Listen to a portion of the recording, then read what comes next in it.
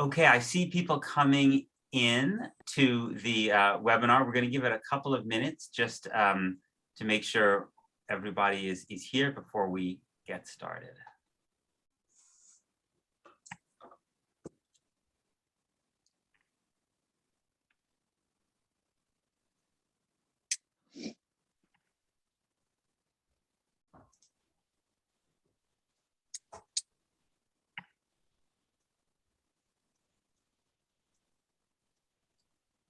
Okay, hello and welcome. I am Peter Beinart, a non-resident fellow at the Foundation for Middle East Peace. Welcome to today's truly important conversation, the Nakba and its generational impact on Palestinian lives, memory, identity, and a future rooted in justice, co-hosted by FMEP and Project 48. A word about our hosts. Project 48 educates US audiences about the Nakba, which originated with the mass expulsion of the indigenous Palestinian population from their homes and lands during the creation of the State of Israel in 1948. P48 centers Palestinian scholarship and testimonies in order to accurately convey the generational impact of this foundational event and the realities of the ongoing Nakba, characterized by 7 decades of dispossession and a denial of basic human rights. FMAP is a Washington, D.C. based foundation that works for justice in Palestine-Israel by grant making, publishing original research, and online programming. Some housekeeping before we begin. The format for today's webinar will be a discussion between the panelists and me, ending at 11:45 Eastern Time. It is being recorded and live streamed on Facebook, so greeting to all of those who are joining us on Facebook. And in addition to my own questions, I'm eager to take audience questions. Please submit them via the Q&A feature at the bottom of your Zoom window, and you can do so at any time throughout the panel. I'll be keeping an eye on the Q&A box and will do my best to weave as many of your questions as possible into the discussion. Also, please keep an eye on the chat box. My colleagues at FMAP and Project 48 will be putting useful links and information in that box throughout the discussion, but don't use the chat box for questions. I won't see them. And finally, please note that we've enabled the closed captioning function so you can read the discussion. And to begin, the Nakba, the displacement of over 750,000 Palestinians from their homeland from 1947 to 1949, is among the root causes of the conflict in Palestine-Israel and critical to understanding the failure of the decades-long peace process and the level of justice and reparations required to achieve a sustainable future. Today, we will hear the personal stories of those who have survived the ethnic cleansing of their cities and villages, learn from them and their descendants how the trauma of the Nakba and Israel's ongoing policies of erasure have shaped their lives. We'll also ask about their visions for the future, what justice looks like, and how they sustain connections to their homeland from the diaspora. I'm honored to be joined today by survivors of the 1948 Nakba and their descendants. Nida El-Muti, born in Jericho to Fatma Radwan, a survivor of the 1948 Deir Yassin massacre. Nida was raised in Ramallah and at 16 immigrated to New Jersey with her mother. Nida put herself through school at Rutgers University, earned a master's in human psychology, and worked at Robert Wood Johnson in the Department of Microbiology and at Rutgers Medical School as a senior technologist in the IVF program. For 15 years, Nida taught anatomy and physiology at Eastern Illinois University. She is currently retired and living in Chicago. Dina El-Muti, born in Denton, Texas, Dina grew up in a small town in East Central Illinois and is now a recent transplant back to Texas, specifically Houston. The granddaughter of Fatima Radwan, who lived through the 1948 Nakba, Dina is the mother of 2 little boys and a trauma clinician who has worked for organizations including Defense for Children International Palestine, the Treatment and Rehabilitation Center for Victims of Torture, and various social service organizations serving children who have experienced early childhood trauma. Dina attended the University of Illinois at Urbana-Champaign for undergrad and earned a master's in social work at the University of Illinois at Chicago. Dina grew up on the hyphen, both Palestinian and American, on a steady diet of Edward Said, Malcolm X, and her grandmother Fatima's tireless stories that fundamentally changed the trajectory of her life and work. And finally, Hasan Hammami, born in Jaffa, Palestine in 1932, Hasan was educated at the Christian Brothers College in Jaffa until he was forced to flee on a cargo ship at age 15 with 3,000 people during the Nakba. At 18, after 3 years at the National College of Shufet and the American University of Beirut, Hasan had to abandon his education to help support his family by working for the oil company Aramco in Saudi Arabia, where he lived in a desert labor camp. He completed his engineering education at the University of Nottingham, England, and joined Procter & Gamble, where he launched manufacturing operations in Iraq and Saudi Arabia, and with increasing responsibilities, led large projects in several parts of the world.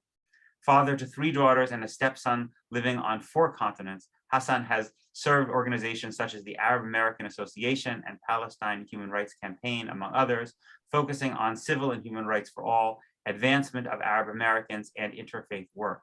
A US citizen for 37 years, a citizen of the world for nearly 70, and with 25 country moves behind him, Hasan, now 89, continues to grow and share as a retiree in Florida.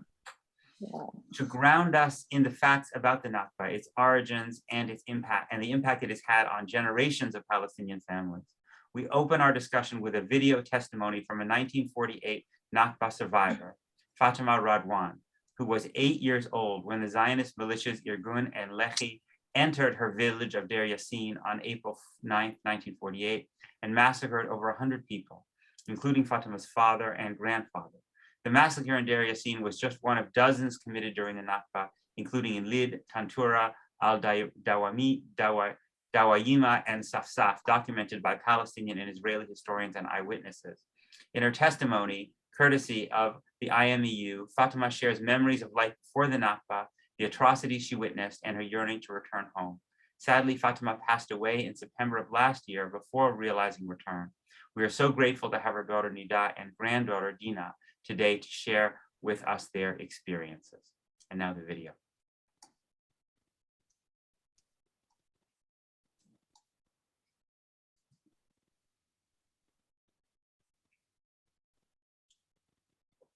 هذا من العيلة تبعنا.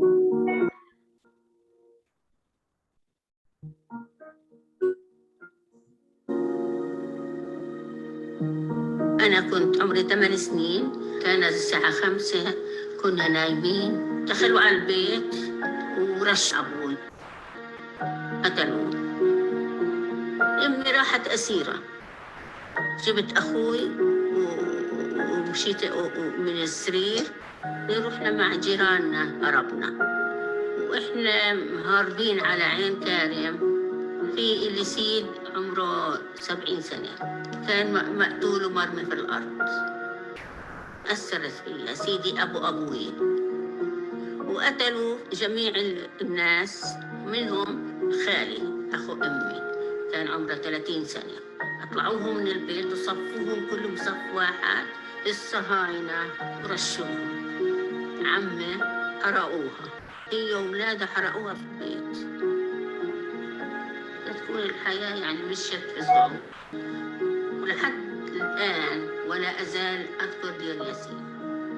رحنا زرنا الدار أنا وبنتي وبناتها، رقطت لوز منها. Our house was beautiful. Back in 1930s, it was a 2-story. Deir Yassin was known for pure air, and it was high up in the mountains, so it has this very serene type of environment. وبعدين طلبنا إن نشوف البيت، قالوا لنا لا، ما شفناهوش، بس من وراء الدار كنا. Oh my God، والله يعني لا يوصف الشعور. حزنت كتير كتير لأنه تذكرت أبوي.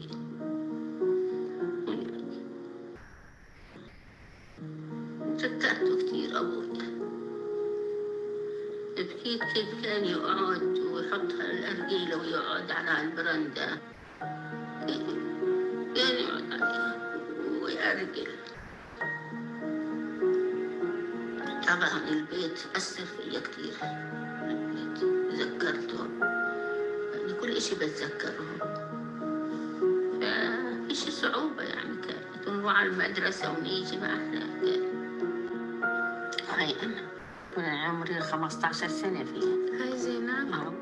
Data describes the story, how she recounts it. She does it without any kind of hatred in her heart. So for someone who lost so much from there, it's interesting to see that she doesn't have intolerance of people that were intolerant to her. There's a lot of suffering, but there's also a lot of hope and resilience that's there too. I'm definitely gonna go back, and I always tell my kids, I'm gonna be that ship that anchors in the sea, and hopefully I will bring them there. I'm gonna do everything in my power to get some of the land back. It'll be multi-generational, go for years. والله لو تقول لي حررت فلسطين والله أول وحدة بتكون في دير ياسين.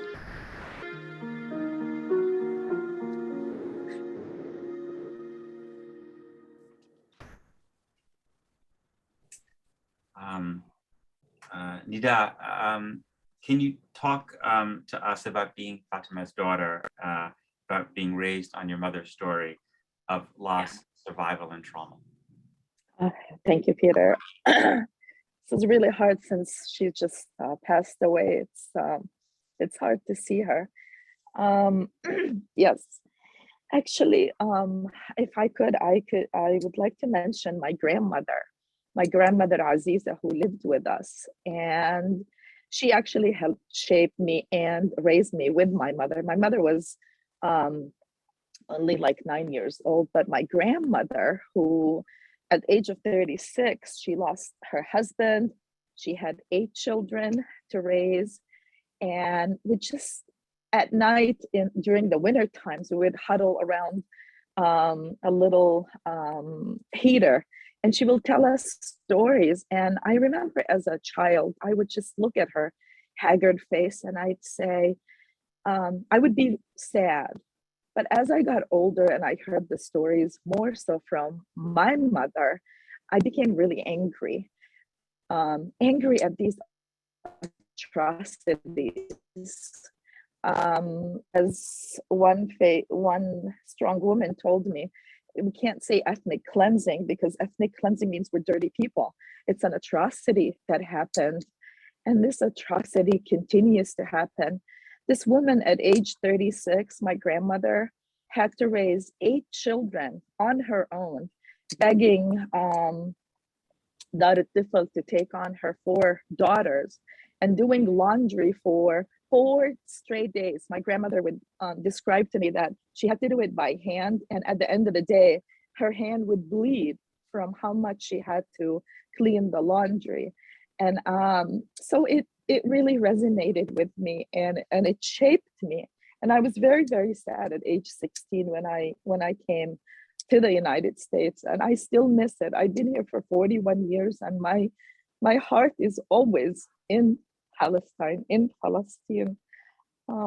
So yeah, it also, I gotta give credit to my grandmother Aziza and my mother Fatima, who always talked about Deir Yassin, and like Dina said, not with hatred, but with fond memories about the village, the house, and what they've lost.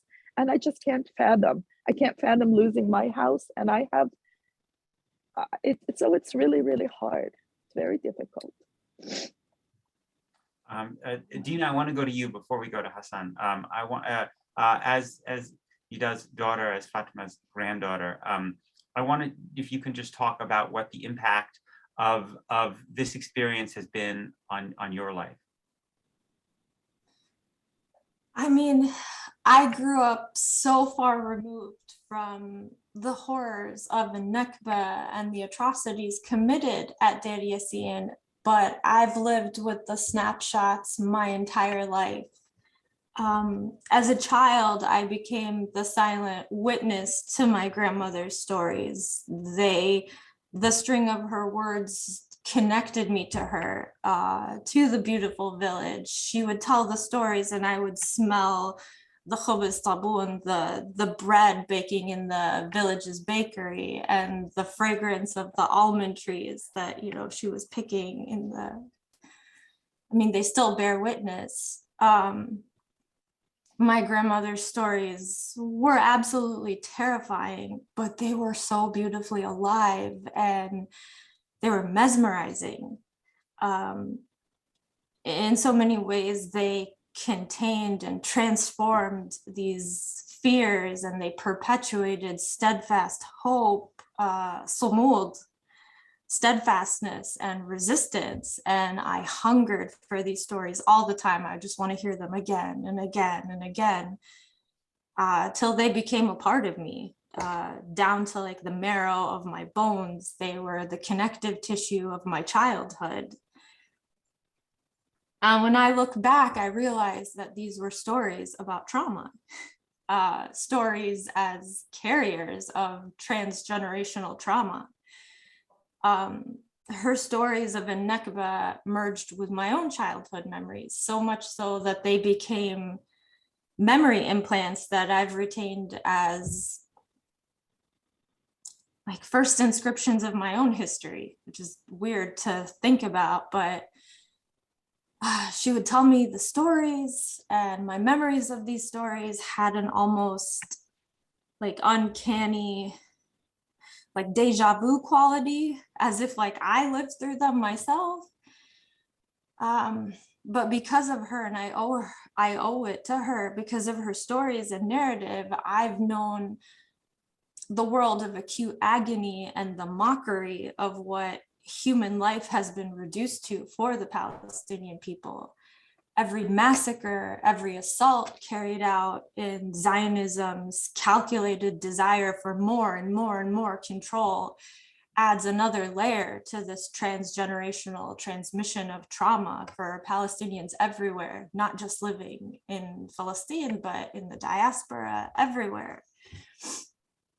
And, you know, like other children, many children and grandchildren of a Nakba, survivors can attest. I guess I've absorbed some of the psychological burdens of, you know, parents and grandparents, and I share in their grief and terror as if I've experienced it myself. And so much so that I don't think it's a coincidence that I became a social worker and that I'm fascinated. And, you know, much of my professional interest has focused on individual and collective trauma, generational trauma, developmental trauma. I grew up hearing these stories with traumatic cores and their broken images and fragmented scenes, and they just remain inside of me like ruins of memory, but I can't disconnect from it. So much of her stories of resilience and steadfastness have impacted me and had such a profound, prominent effect on my life. She played such a prominent role in my life, a second mother. So I owe her everything. She changed the whole trajectory of my life. Thank you. Forgive me, I'm just going to stand up so the light goes on in my office. It's a silly technological thing. Thank you so much for that, Dina. I think so much of what you said will be so resonant for so many Jews who've grown up around the grandchildren of Holocaust survivors. Exactly. I think that the tremendous challenge for us as Jews is to use our experience of intergenerational trauma to be able to hear and listen, rather than to use it as a source of fear to shut down. Exactly. Because shutting down is also a way of just perpetuating that violence. Thank you so much. Hasan, you grew up in Jaffa. Can you tell us a bit about what your life was like in Jaffa before the Nakba? What was lost, and also tell us what happened to you during the Nakba, including the journey by boat that you had to take from Jaffa. Please tell us that story. Yes, Peter. You know, I want to talk about my life from a purely personal standpoint. I lived a charmed life in an integrated neighborhood in an integrated town called Jaffa, and integrated where at school I went to this Christian brothers school that had Palestinian Christian boys, Palestinian Jewish boys, and Palestinian Muslim boys, and we all were. You know, one of my teachers, my English teacher, was a Jewish teacher who had immigrated from Czechoslovakia. And we were 13, 14.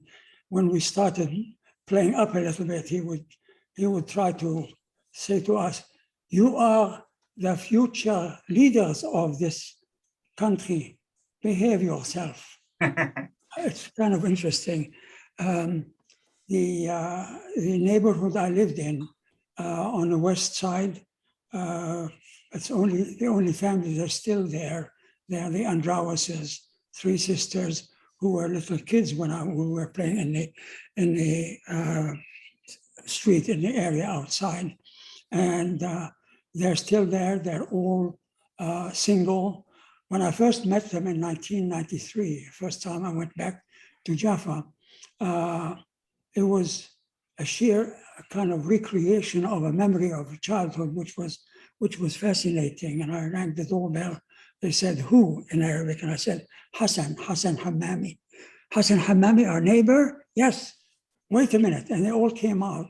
They were, at that time, they were in their 50s. And I asked, "Are you not married?" They said, "No, we never got married. There was no one to be married to." When Jaffa had been cleared out of over 100,000 people, there were 3,000 people left. Their family was one of the exceptions, one of those 3,000. You know,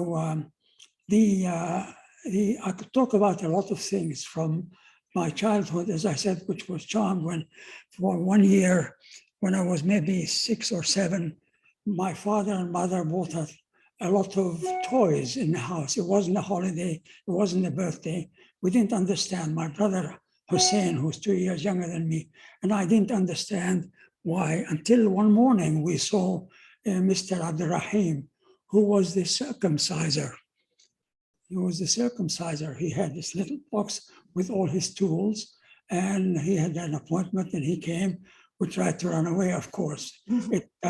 It was you know, a bit of a dramatic act, but we settled down with a few days of not wearing pants, but wearing a robe to avoid, you know, to fasten, to speed up the process of healing.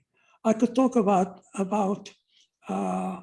the first bicycle that my father bought at the end of the war, when things could be started again. And I would ride this bicycle to school. I was at that time maybe 13, 14. And this was before all the trouble started. And I would cycle along the beach south of Jaffa.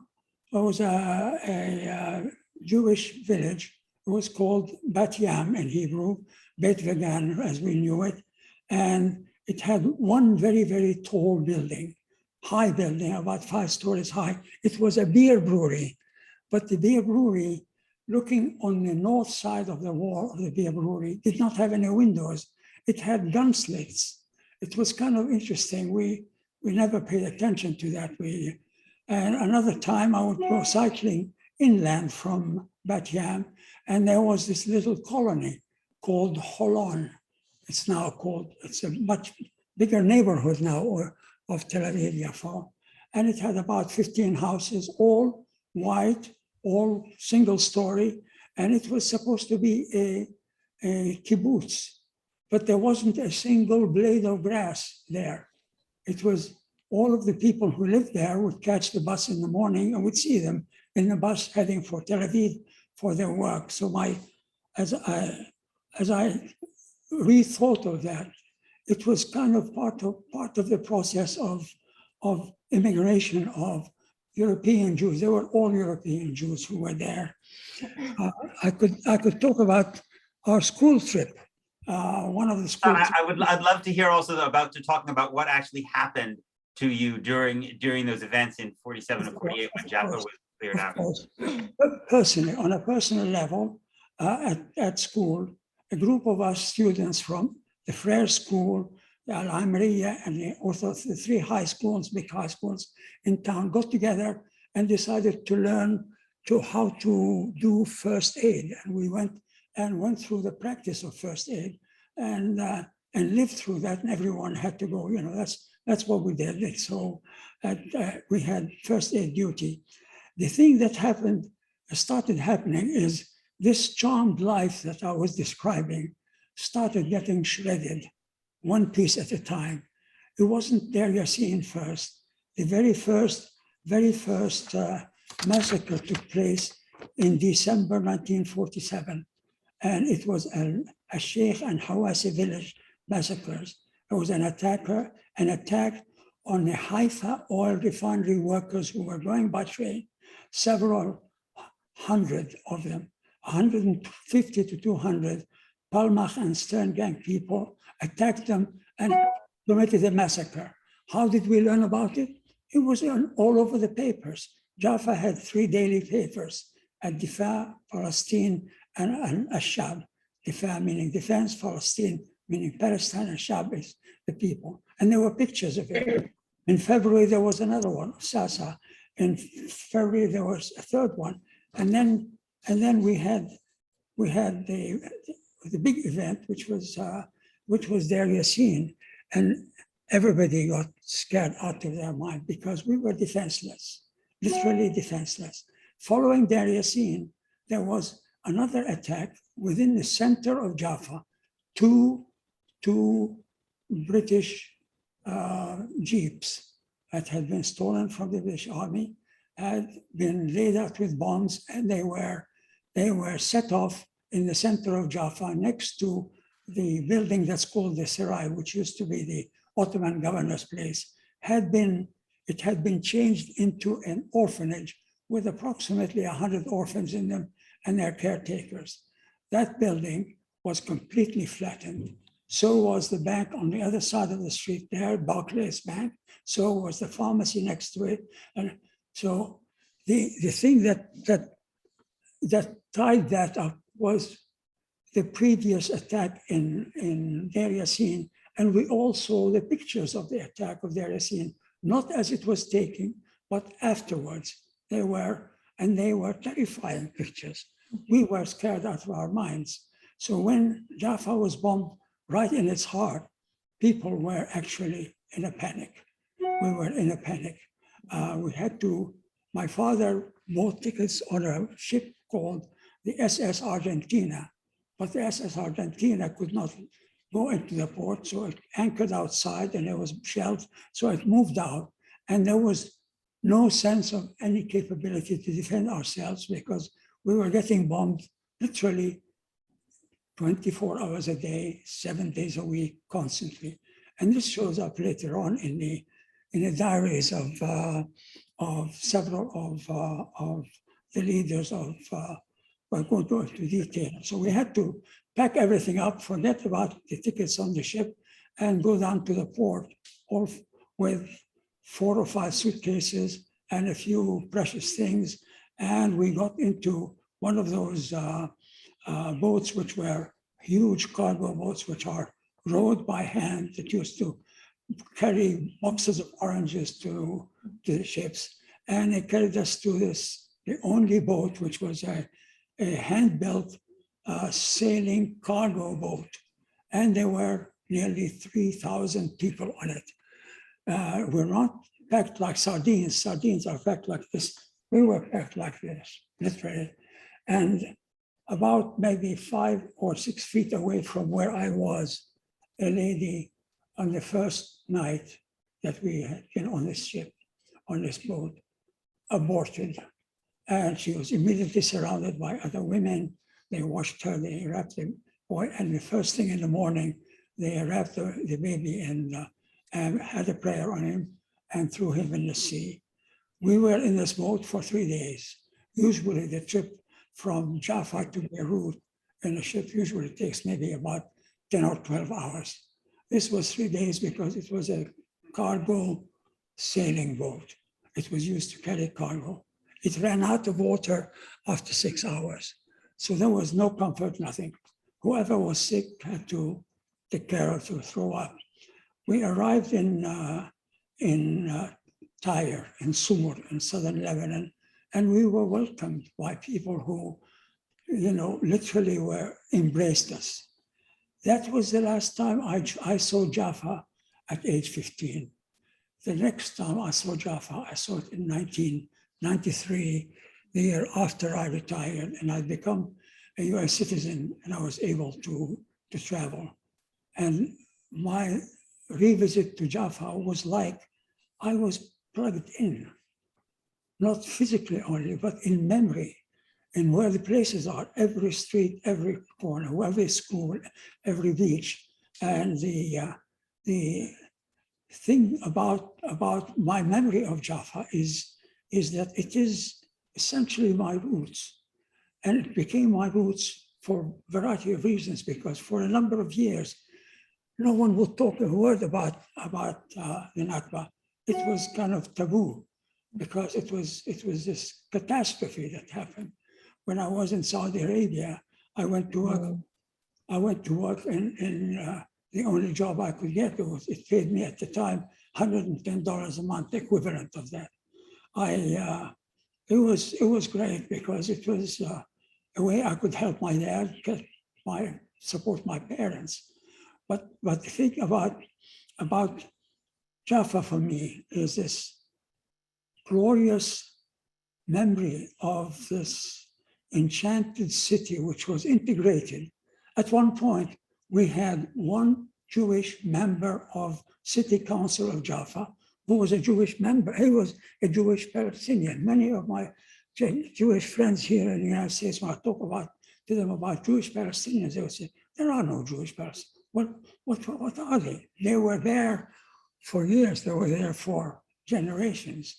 Son, I want to hear this last point, but then I want to make sure we get a chance to go back to Nida and Dina. That's wonderful. That's wonderful. Good. Thank you. We'll come back. We'll come back to this. I'm very much interested. Dina, I wanted to go back to you. As you said, you work on trauma. This is the work that you do, and one of the I think very particular things about the Nakba is not just that it occurred, but that its existence is not generally, it's not widely acknowledged, or at least it's very, very heavily contested. Just yesterday, we found out that there's a book which is being published about Deir Yassin called "The Massacre That Never Was," by, and I say this with enormous shame, by one of the most prominent publishers of Jewish religious texts. Some of those texts I have myself that published this book. So what I'm interested in is for you to talk about what is the impact on people's, on intergenerational trauma of the fact that this experience that people have experienced in their own families is rejected or denied, or at the very least not widely acknowledged, even in the United States. Yeah, absolutely. Undoubtedly. I mean,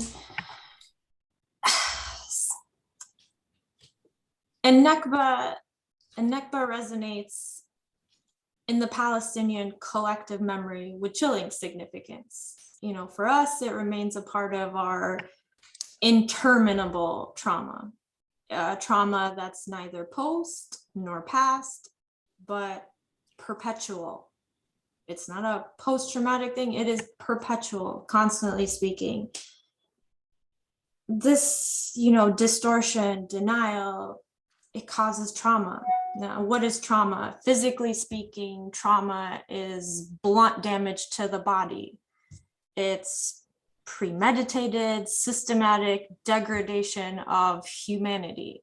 It's an assault on every single sense, your visual, auditory, olfactory. Psychologically, it sends shockwaves through your sense of self, your security, your connection with others. It renders entire communities essentially silenced and invisible for generations. They are degraded and dehumanized, relegated to just mere afterthoughts. They're abstract, you know? And the thing about the trauma of a Nakba is it was never properly buried. So there exists this heritability of this trauma. The trauma that our own grandparents experienced continues to reverberate in our own identities decades later. So the witnesses and survivors continue to carry these burdens of psychological pain, and then they pass it on to their children, their grandchildren. So we're all inescapably part of this. For a lot of survivors, the violence and atrocities they experienced are essentially unspeakable. So what does that mean? It's because the communicative act of speaking about it denies the meaning and purpose of words. And the violence they experience, this violence is a denial of voice, but it's also a refusal to listen.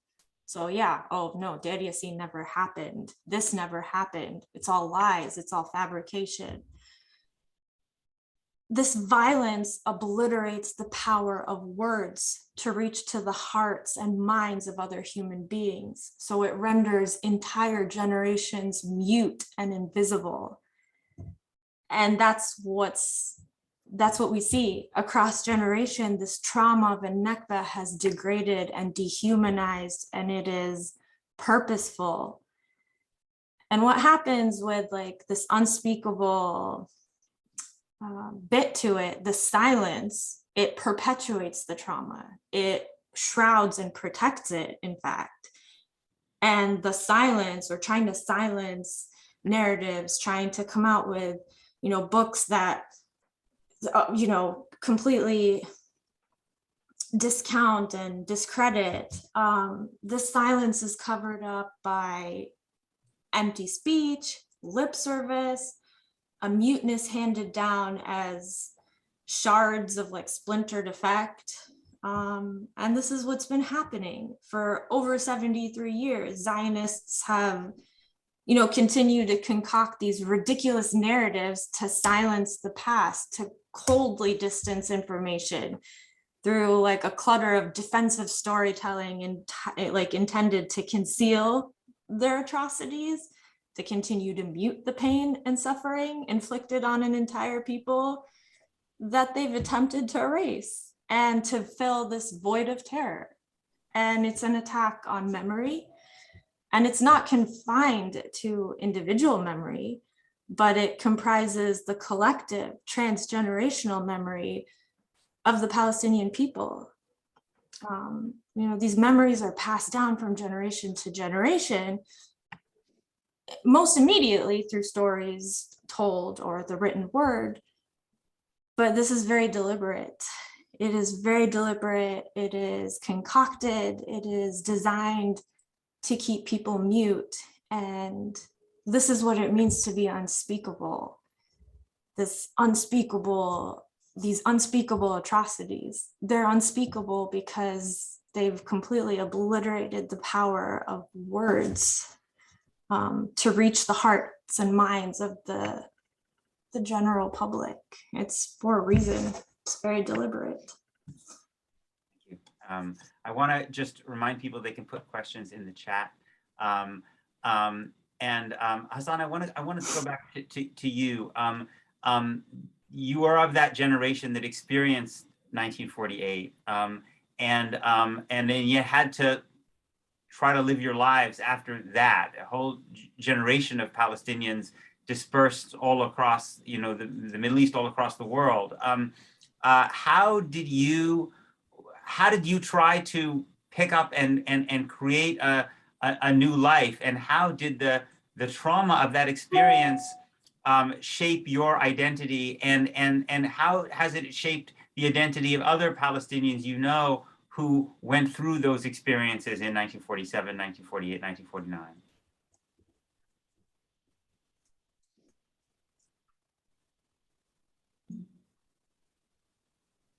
Hasan? Oh, sure, certainly. This is it's like a continuous rebirth, a continuous redevelopment. Now, from this charmed childhood in Jaffa to a labor camp in Saudi Arabia, where that was what was available. I essentially focused myself on and help. I've got to help my parents, got to survive myself, and got to improve myself. And starting with the measly job that I had, which was being a translator, I found another job that made the same amount of money. But literally, my focus was, I've got to get out of here. I've got to get into a better state where I can survive and improve myself. Education was the key. That was part of the character that was built into all of us, my brothers and sisters, from our parents, and really from the generation we came in. And with the thinking that, we had this terribly good life, this fantastic life. We have a way to try to find and get it back. Now, we were in no situation. And so for me, I aimed to go back to school, went back to school to England and got my education. That's where I met my first wife. She fell in love with Palestine. She'd never seen it. She fell in love with the Palestinian history through a passion to help learn and teach about it, to resolve it. For me, that was a constant struggle to try and be recognized as not as a stateless person or as a person who's being denied that there was ever a Palestine, but there was my roots, my life. So there was this emotional, sentimental, as well as the character to strive to get better. And work and education, seeking to improve wherever I could, was the key. Today, myself and my 8 siblings live on 4 continents. Part of the Nakba is that we can't celebrate, we can't just walk and see each other. With my children and their cousins, it's even further out. I celebrated my birthday a week and a half ago, and I had a Zoom meeting with a daughter in Jerusalem, a daughter in France, a daughter in Texas, a granddaughter in New York, a granddaughter in Boston. So here we are, the generation of Palestinians that I came from are spread out. We have lost our unity, our physical geographic unity, but we haven't lost our passion. We haven't lost our desire for justice, for peace, for equality. And that translated for me personally, whenever I had a chance to do something about it outside of work. I was fortunate, blessed in being a co-founder of the first Jewish-Arab dialogue group in the Midwest in 1978, in the basement of our house. There were 15 people from each side. About half of them from each side couldn't take the idea of dialogue, and they fell out. The others, all of the Jewish members of the dialogue, were doctoral students in Hebrew Union College, the largest or the most famous Reform Jewish Hebrew University in the United States. And the other side were Arab Christians, American Arab Muslims, and so on. And we did that for 6 years, and then we all disappeared, went in different places. The need to understand the unity of spirit, the unity of will, even though we don't have a unity of geography, of living together, is something that if we don't pay attention to it, when we don't pay attention to it, we disappear. I've got friends who essentially have decided to wipe their face of being Palestinian Americans. And I've got other friends who are passionate about this. Some are listening right now, and some of their children and grandchildren are. That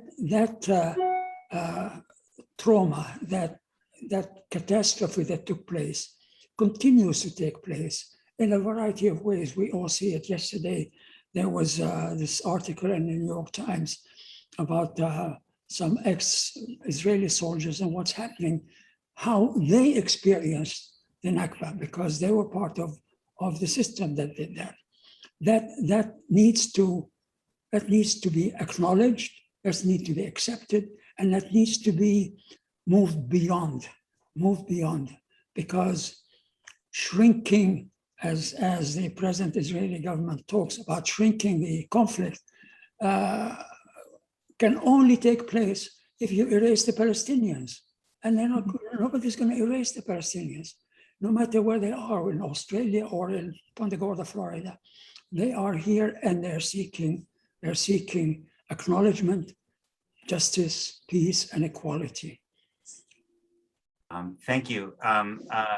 Nida, I wanted to ask about what it was like for you to watch the events of earlier this year, and indeed which continue in East Jerusalem in neighborhoods like Sheikh Jarrah and Silwan, where people were forced from their homes. Talk about watching that experience as someone whose own family was forced from their homes and killed. Right, exactly. So the Nakba for my mother and my grandmother, actually it continues to exactly what happened in Sheikh Jarrah, and the eviction of these families from their homes, when somebody from Brooklyn, New York can go and claim a residence, because if he didn't do it, someone else will do it. And that brought all those stories and memories back to life. And I'm just appalled that the Nakba, especially the massacre of Deir Yassin, had a strategic role, the way it happened, so that the neighboring villagers and even as far as Jaffa were scared to death, and some of them were forced out of their homes, some just left out of fear because they didn't want what happened in Deir Yassin to happen to them. And I just want to mention one thing, that the Nakba on my personal family, on both my mother and my grandmother, had profound psychological and physical ailments. SubhanAllah, both of them died of the same exact ailments: diabetes, hypertension, congestive heart failure. And the stress and the loss was so unbelievable. And now I look back at things that my mother did, which I never really understood, how insecure she was about her home, losing her apartment, losing this and losing that. And I never really grasped it until recently. One thing about the intergenerational effects of the Nakba is that my grandmother's generation was, I'm worried about putting food on the table for my 8 children. And sort of like, not that I don't want to remember the Nakba, of course I remember the Nakba and her stories, the vivid stories of how she was imprisoned, how she was thrown in Jerusalem, and then later on in Jericho, and doing all of those jobs just to survive. My mother was a lesser effect. Of course, I want to survive. I don't want to think too much about the Nakba. And my generation, I actually witnessed the Naksa, the 1967. And I remember distinctly as a 3.5-year-old, the smell of the awful cheese that the UN would give us to eat 3 times a day. Until this day, I can't eat cheddar cheese because of the smell. That's all I remember, the smell of that cheese. So, you know, it didn't end, it continued. And with the Sheikh Jarrah bringing it to, you know, on the center stage, that also was really, really nice to see. So the point that I'm trying to make is that with each generation, fortunately for us as Palestinians, they will never erase us. That Zionist view that the old will die and the young won't remember and they will forget, that actually proved to be nothing farther from the truth. My children are actually more connected to Palestine and me, and I only become alive when I actually do go to Palestine. Unfortunately, I was unable to go for many years, and I don't want to take from people's time, but I do want to mention that point, as for us, for people in the diaspora, could never go and visit. And the only way I could go visit is as an American citizen. But they're using Corona. I'm pretty sure it's the Corona. They're using Corona to actually prevent Palestinian Americans from going. Of course, any other American can go if they can establish first-line relative. But for me, I actually was unable and denied entry 4 times this summer, citing Corona. But that's one way actually to keep us away from visiting Palestine. So the Nakba never really finished. It's a continuous process, and it's more painful for each generation of us. Hasan, I wanted to go back to you. You know, there was this book that came out a few years ago, which was very influential among American Jews by the Israeli journalist Ari Shavit. And what was interesting to me about the book was that Shavit did not actually deny the Nakba. He did something different. He talked about what happened in Lida and Ramla, and he said it happened, but he said it was either us or them. And I think that my own view is that if you scratch beneath the surface of the denial and of various talking points, and you get to the underneath it, that's the answer you get. And that's why the book stretched up a chord, because he was saying something more honest. It wasn't saying these terrible things weren't done. It was saying it was either us or them. And I think this mentality still exists, is still very strong, right? And even when people talk about refugee return, it's not, at the end of the day, it's not that people will say it's not just, it's not legal. That at the end of the day, they'll say it's either us or them, right? If they return, then we will be the ones we will be the ones who are expelled. We will be the ones who are killed. And I'm sure, again, you've had these conversations. I'm sure you know this. You've heard this. So I wanted to ask you within this context, and I also wanted to ask Dina too, what is your vision for return? And how does it connect to your larger vision for this land, of Israel, Palestine? Shall I? Yes, please, start Hasan, yes, please. Certainly. Firstly, the recent history of Palestine, with essentially integrated society where for hundreds of years, Palestine has been occupied by different places. However, it's been a welcoming country because it's the Holy Land. People go there for pilgrimage, people go there for work or whatever. And for all of those years, Palestinian Muslims, Christians, and Jews have lived together, have lived as neighbors. They have not killed each other. They have not. And you do that in my class in Jaffa. One of my fellow students was a Palestinian Jewish boy by the name of Gabriel Samuel. One other student came from a Jewish mother and a Palestinian Muslim family. His name was Zodi Dirhalli.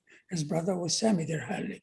Same thing. I don't know what happened to the Dirhallis, but I know what happened to Gabriel Samuel, because one of the other students who was in the first day course that we did was on duty in northern Jaffa, which is at the border with Tel Aviv. And at night, he thought he saw on the other side Gabriel Samuel, and he got up, he said, Gabriel, and he got shot right here. This is the transformation that took place with the fear, I think, the fear and the uncertainty and the insecurity of the whole generation of Jewish European immigrants who came, who had essentially been the great-grandchildren of 2,000 years of anti-Semitism, which kind of peaked with the Holocaust.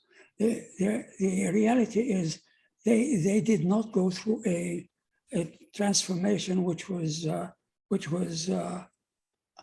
another way. They went through the transformation as we want something that's our own, and it cannot be anything other than our own. And they believe that, and that's the flaw in Zionism. The flaw in Zionism is that Zionists cannot continue to live in the area in peace. It can only survive by being warring and by being very strong, and that's not survival. And history of humankind shows that No group of people who are, no matter how strong, can survive for very long if they're dependent on keeping their foot on the neck of the people there. So, and there is really no difference between Jews and Arabs, between Palestinians. Now, today we mix Israeli as if it's 100% Jewish and Palestinians, it's just 100% Muslim. It's not like that. Religion is a private thing. It has not to, but religion has been abused by those who from it. And that's what we have to put aside. And whether it's going to happen 10 years, I project my sentiment or my feeling X years from now, whether it's 20 or 50 or 100 years, there will be one country which is democratic, where church, where synagogue and mosque are separated from the church, where everyone is equal in the eyes of the law. There are no special preferences for ethnicity or religion or whatever. That is going to happen at some point.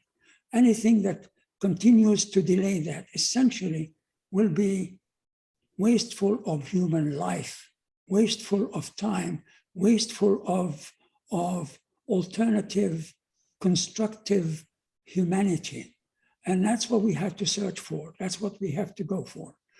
And it's not, a two-state solution has been out of the question. I've been visiting Israel and Palestine every 3 or 4 years, has been practically erased for the last 20 years. It has been erased from the minds and the policies of all of the rightist parties in Israel. And I don't want to talk about that, but now when you begin to raise generations on the basis of that people, their people, they don't like their, they don't love their children like they, like we love our children. So it's going to be a necessary humanitarian educational transformation that will take place, that needs to take place to put us back together, We're in love with the same place. We're in love in the same roots. We all came from, that's the country that was the guardian, that was the guardian of all three monotheistic religions. And somehow or other, we let it run away. We let it run away, and we've got to bring it back. Beautifully put, Hasan. Dina, I wanted to ask you a question that comes from the chat, and it's essentially what needs to happen for you, for your generation, for Palestinians more generally who live with this trauma to start to heal. So this healing is not going to happen overnight, but I think with enough work, I think with the momentum that we're seeing today, we just have to run with it, and we have to hold on so steadfastly and tight to that, because I think these moments we're living in and witnessing are monumental beyond words. I mean, I think they're super encouraging. I think they're truly defining moments in Palestinian history. There is a lot of trauma, and trauma doesn't heal overnight, but along with a lot of generational pain and trauma and grief comes a hell of a lot of generational strength and resilience and steadfastness that we continue to pass on, across generations to our own children, hopefully their children, across the diaspora. So these moments are really different. The agonizing screams that were once silenced and by the shackles of nameless blood-curdling atrocities aren't being ignored anymore. The world is uncovering its ears to the spine-chilling truth, and now it's silent acquiescence that's deemed provocative. Israel's profound depravity and criminality and Zionist theatrics continue to be exposed, and the cries for justice for Palestine have never been louder or more glaringly amplified. And we owe a lot of that to the younger generations for not staying silent, for not refusing, to just kind of keep it under wraps, for continuing to make noise, for reaching out and using every platform. Now, like, the names and words of criminals who rally behind senseless, massacres of Palestinian lives as if they're like an amorphous, undifferentiated brown fluff, they're engraved into the consciousness of social media and younger generations for time immemorial. And there will come a day when the pledge to oppose Zionist violence and its exterminatory impulses will be more visceral. It'll be more trendy and innate. It may not be today, it may not be a decade from now, but that day is inevitable. And I honestly have hope for that. And it's because we're continuing to hold steadfast to that. There will come a day when the world will recall the Palestinian genocide, and all of our actions, whether it's speaking up, education, educating others, BDS, platforms and resources like this, our actions and inaction will weigh heavily on us. But, through it all, there's this capacity to overcome unimaginable destruction and grief, and this immeasurable capacity to resist. And that continues to inspire hope in people everywhere. So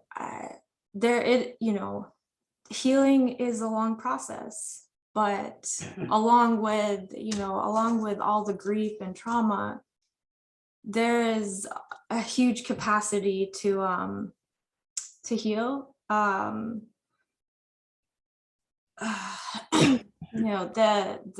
It reaches beyond the confines of history and the force field of Zionist terrorism. I mean, it reminds us of most indestructible, which is the struggle for Palestinian dignity and liberation and self-determination. And that's impossible to eradicate.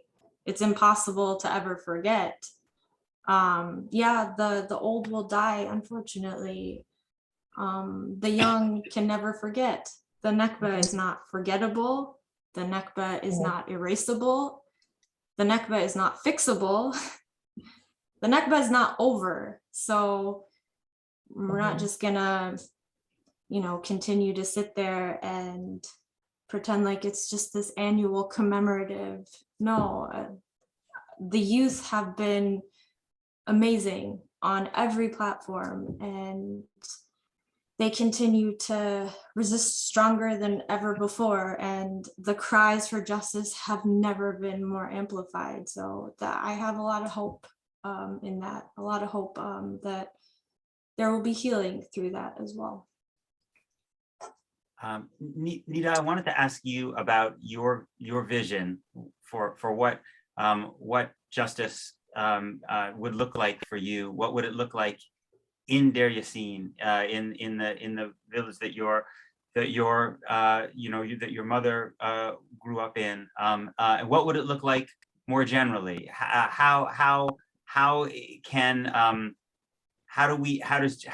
What does justice look like, and how does justice allow for what does it mean for both the people who experience the Nakba, and what does it mean for the people who are maybe living, on the territory that was now the destroyed village of Deir Yassin? Right. Well, for me personally, justice would be to see a one man, one vote country in Palestine. Unfortunately, Deir Yassin has been erased. It's no longer called Deir Yassin. It's called Giv'at Sha'ol. And where that is that my grandmother had lived in, my grandfather had built for her, and my mother was born and raised in. Actually, it's a mental institution, so nobody can really get to it. However, if you go surrounding the complex, there are the orchards where, if you saw in the initial video, my mother was picking almonds, and one of the residents came out in horror seeing her, and she just looked at him and she said, this is mine, this is my orchard. This is where I grew up and played. And immediately he just retrieved and went back. So I'd like to see a right of return for us. I was born and raised in Palestine. My grandparents, great grandparents, and many generations were born and raised in Palestine. And I can't even go to visit. I lost my right. I lost my so-called Hawiyya, which is a number that the Israeli government issues to Palestinians. And this is the number that you will have for the rest of your lives. It kind of reminds me of the swastika in old Germany, where Germans would have placed on Jews to identify them, and that's what you're reduced to as a number. And I can't even get that number so that I could go and live in Palestine, which is what I would love to. I miss it so much. For 41 years, my feeling just, it grew even further. I don't belong anywhere, and I can't visit, I can't go back. So justice for me is the right of return. Justice for me would be the end the blockade on Gaza. Justice for me to see a Palestine that is free, that is free of checkpoints. To go for a distance of 10 miles, you go through 2 checkpoints that you are insulted and you're dehumanized and you're reduced to an animal. Those of you who've ever seen the checkpoint of Qalandia, it's like a herd of animals moving through these gates. I'd like to see all of that abolished. I like to see freedom of movement, basic rights for Palestinians, freedom from not having polluted water, where our children are sick with cancers, with so many other problems like ambiguous genitalia. Women cannot carry their babies because of the toxins that are illegally dumped by settlements in the West Bank. I'd like to see a West Bank that I grew up with, the mountain, the beautiful mountains, the countryside. We were free to go from one little village to another. You can't do that anymore. Your movement is restricted. Your basic rights are all demolished. That's what I would like to see as a Palestinian who were born and raised in the West Bank. Thank you.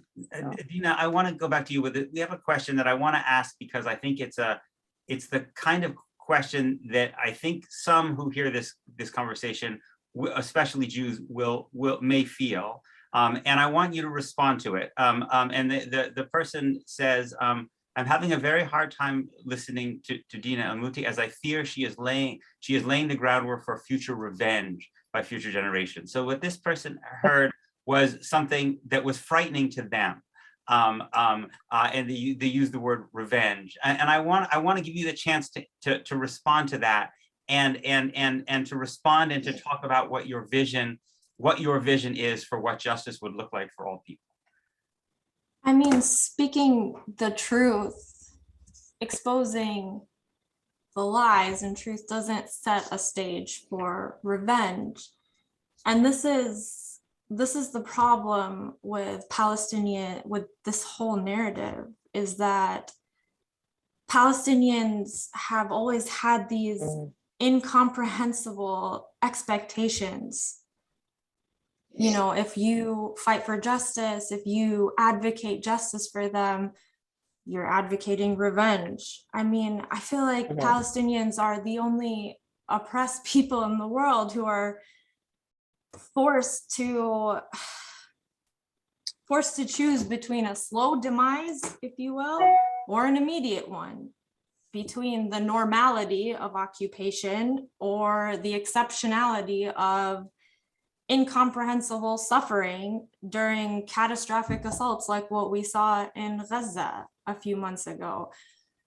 Exposing the theatrics and the lies doesn't set the ground for revenge. It's setting the groundwork for, acknowledging the truth, acknowledging the lies so we can heal. they're expected, Palestinians, year after year, onslaught after onslaught. As the occupation grows, they're expected to guarantee the safety and security of their occupiers while their occupiers are held for absolutely nothing. If they do resist, if they do speak up, if they want to share their truth and advocate for justice, they're expected to do so more politely or just die quietly. You know, that would be the best, while their occupiers continue to kneel on their necks and suffocate them under the stranglehold of imperialism.